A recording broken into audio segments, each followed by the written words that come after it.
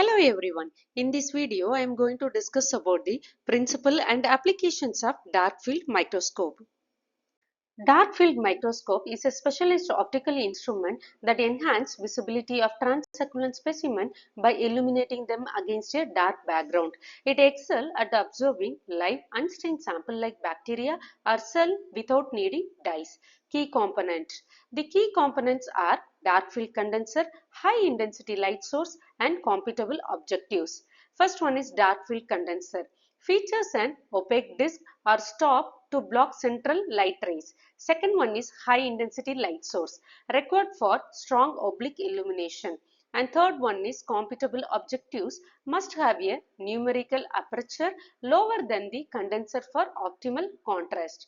Light passes through a special condenser with a central stop creating an oblique hollow cone that strike the specimen at high angles. Only scattered or reflected rays from the specimen reach the objective lens while direct light is blocked, rendering the background dark and the subject bright.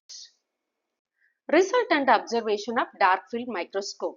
The background appears completely dark because unscattered light misses the objective lens. Specimens such as live bacteria, diatom or crystal stand out as a luminous white or colored outlines, emphasizing edges and refractive index variation invisible in bright field.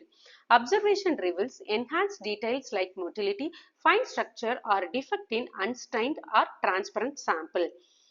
Treponema pallidum, that is syphilis bacterium, appears as bright corkscrew-shaped spiral twisting actively.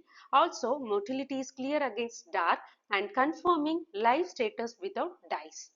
And the next one is applications. It is used in the field of microbiology and parasite to study where observing live organism if necessary. It is used to observe the internal structure of microorganism. It is used to observe live and unstained specimen. It is also used to observe blood cell and also algae. It can be used to observe invertebrate like shrimps. It is typically used to examine exterior details like grain boundaries, also edges, than the internal structure of specimens. Thank you. Like, share, comment and subscribe for more videos.